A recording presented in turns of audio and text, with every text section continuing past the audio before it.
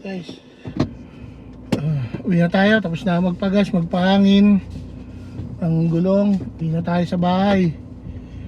Mamaya ano na ngayon dito, 2:30. Mamaya babalikan ko yung anak ko ng 6:30 ng gabi. Pahinga muna tayo, magluluto na ako.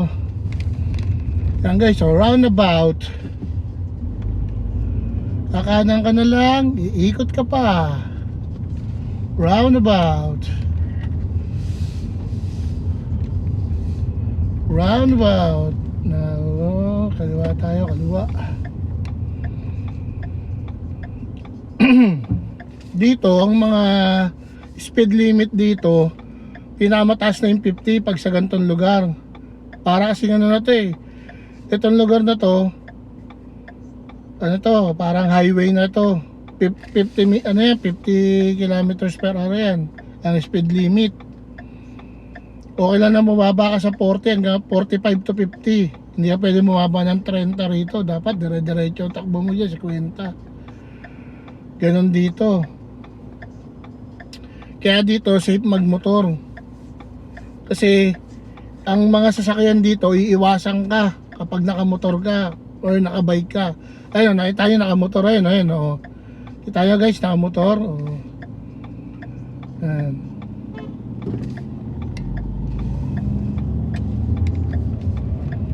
So, itong kalsadan to, 50 to, mahaba to. Mahaba tong Winchester Road na to. Mahaba tong Winchester Road na to. Ayan, highway na to, highway. Ayan. Dito, ang mga kalsada rito, minsan, ano ka, alam mo yung magtataka ka, syempre siguro ginawa nila yun kasi nga right hand drive dito siguro ha, sa akin lang ha, pananaw ko lang. Minsan dito, pakurbadang kalsada, kailangan ng takbo mo 40. Pakurba yun ha, isipin mo pakurba, tas ang sikip ng kalsada, salubungan kayo, isipin mo ha, 40. Ayan, dito, kanina 50, ngayon 30 na, di ba? Yan, 30. Itong ngayon, pag dumiretso ka, 30. Eh, kaso kakaliwa na ako. Yan. Pagkaliwa ko rito, pagpasok ko dito, 30 na rin dito. Yan. 30. Yan. Yan yung bus station sa kaliwa. Oh.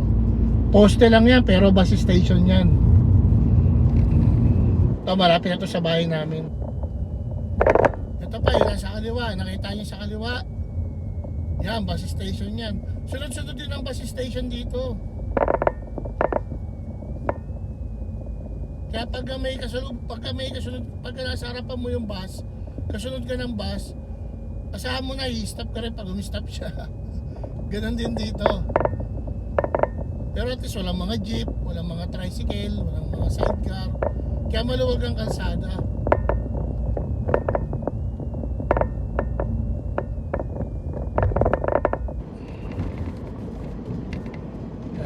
Lapit na bahay namin. Lapit lang sa amin yung yung grocery na yan. 4 minutes, 3 minutes drive lang. Nakakaliwa na ako dito, bahay na namin.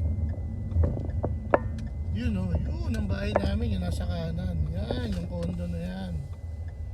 Yan. Yung apartment na yan.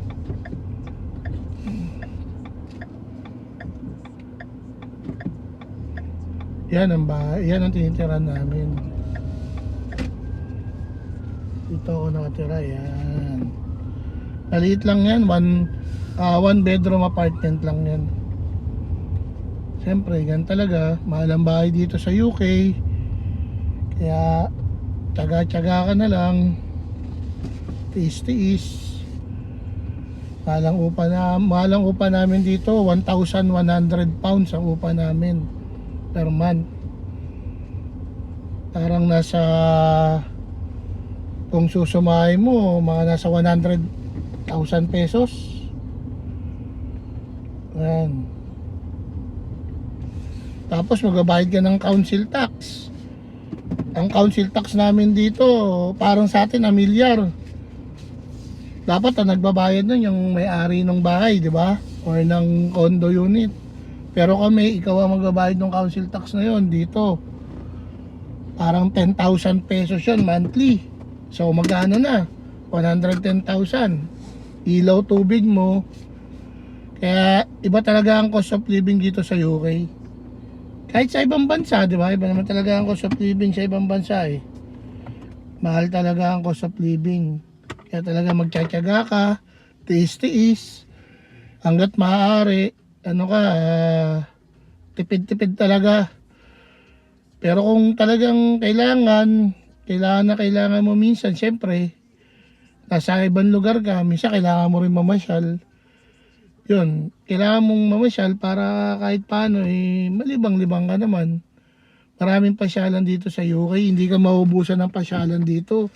By train, by car, by bus, makakapunta ka sa mga pasyalan.